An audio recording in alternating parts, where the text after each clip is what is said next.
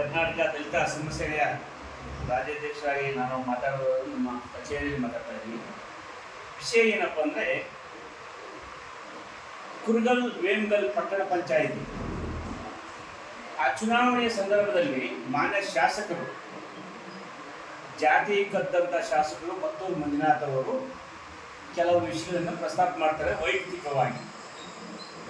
ಮತ್ತೂರು ಮಂಜುನಾಥ್ ಅವರೇ, ಅಭಿವೃದ್ಧಿ ಅಭಿವೃದ್ಧಿ ಅಭಿವೃದ್ಧಿ ಅಂತ ಮಾತಾಡ್ಬೇಕಂತ ಚುನಾವಣೆಯಲ್ಲಿ ಮಾತಾಡ್ಬೇಕಾದಂತ ನೀವು ವೈಯಕ್ತಿಕವಾಗಿ ತಗೊಂಡ್ರಲ್ಲ. ನೀವು ವೈಯಕ್ತಿಕವಾಗಿ ತಗೊಂಡಾಗ ಏನಾಯ್ತಂದ್ರೆ ಜನಕ್ಕೆ ಗೊತ್ತಾಗ್ತದೆ ಏನು ಮಾಡಿದೆ ಅಂತ. ಪಾಪ ವರ್ತೂರ್ ಪ್ರಕಾಶ್ ಅವರು ಮಾಡಿದಷ್ಟು ಅನುಭವ ಅಭಿವೃದ್ಧಿ ನಿಮ್ಗೆ ಯಾರಿಗೂ ಸಹಿಸಲ್ಲ. ಯಾಕಂದ್ರೆ ನಿಮ್ಮ ವಾದ ಏನಪ್ಪ ಅಂದ್ರೆ ಬೈರೇಗೌಡರು ಮಾಡಿದ ಕೆಲಸಗಳು ಅಂತ ಮಾತಾಡ್ತೀವಿ. ಬೈರೇಗೌಡರು ಆದ್ಮೇಲೆ ಯಾರು ಅಧಿಕಾರಿಗೆ ಬಂದರು, ಅವ್ರು ಯಾರು ಕೆಲಸ ಆಗಲಿಲ್ಲ ನಿಮ್ಗೆ ಗೊತ್ತಾಗ್ಬೇಕು. ಆಯ್ತು, ಹಿಂದಿನ ಶಾಸಕರು ಯಾರು ಮಾಡಿಲ್ಲ, ನಾವು ಮಾಡಿದೀವಿ ಅಂತ ಹೇಳ್ಬೇಕಲ್ಲ. ಶಾಸಕರಾದಂಥ ನೀವು ಗ್ರಾಮೀಣ ಪ್ರದೇಶದಲ್ಲಿ ರಸ್ತೆಗಳು ನೋಡ್ಬೇಕ್ರಿ. ಇವತ್ತು ಮಳೆಗಾಲದಲ್ಲಿ ಎಲ್ಲ ಕಿತ್ತು ಹೋಗಿದೆ. ಅಭಿವೃದ್ಧಿ ದುಡ್ಡು ತಂದು ತಂದು ತಂದು ವಾಪಸ್ ಮಾಡ್ತಾ ಇದ್ದೀವಿ ಅಂತ ಮಾತಾಡ್ತೀಯ.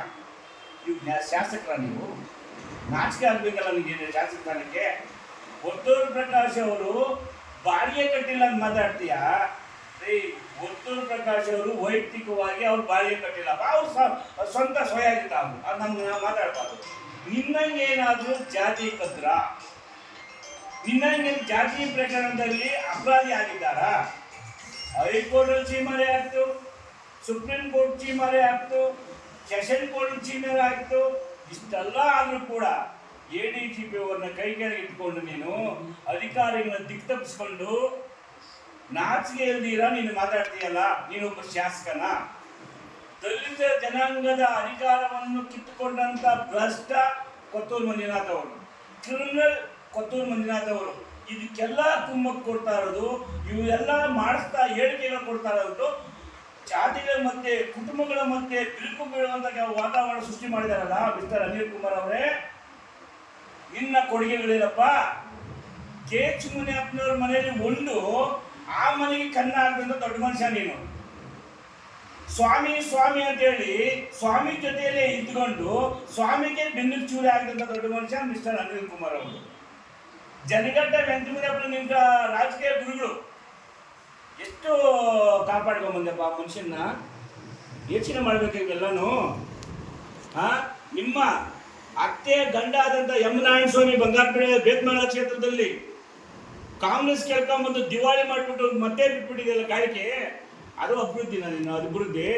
ನಿನ್ನ ಕಾರ್ಯಕ್ರಮದಲ್ಲಿ ಒಂದು ಮೀಟಿಂಗ್ನಲ್ಲಿ ಸಹ ನೀನು, ನಾನು ಶಾಸಕನಿದ್ದೀನಿ, ನನ್ನ ಜೊತೆಯಲ್ಲಿ ಕೊತ್ತೂರು ಮಂದಿ ಶಾಸಕರಿದ್ರೆ ಅಭಿವೃದ್ಧಿ ಮಾಡ್ತಾ ಇದ್ದೀವಿ ಒಂದು ಮಾತು ಹೇಳಿಲ್ಲ ನೀನು.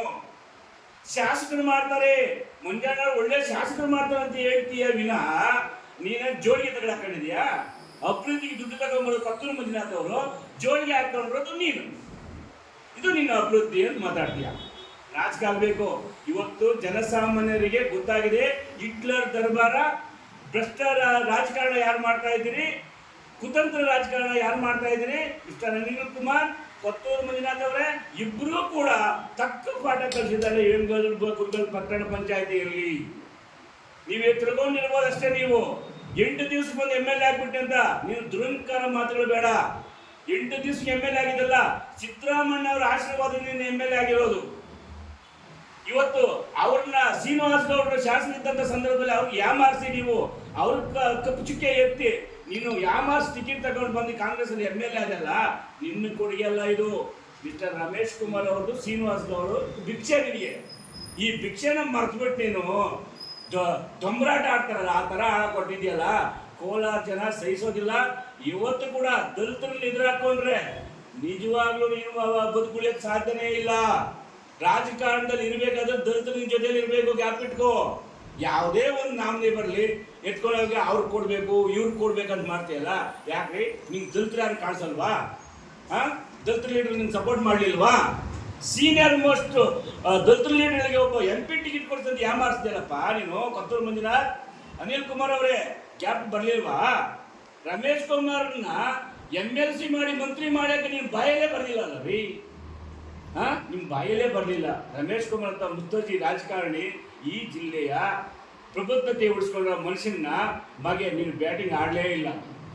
ಸಮಯ ಬಂದಾಗ ಮಾತ್ರ ನೀನು ಸಮಯ ಸಂದರ್ಭ ನೋಡಿಕೊಂಡು ಸ್ವಾಮಿ ಸ್ವಾಮಿ ಅಂತ ಯಾಮಾರಿಸ್ಕೊಂಡು ಕಾಂಗ್ರೆಸ್ನ ಅದೋ ಗದಿಗೆ ತಗೊಂಬರ್ತಾರದು ಮಿಸ್ಟರ್ ಅನಿಲ್ ಕುಮಾರ್, ಪತ್ತೂರು ಮಂಜುನಾಥ್ ಅವರೇ, ಇದಕ್ಕೆ ಹೊಣೆ ಬರಬೇಕು.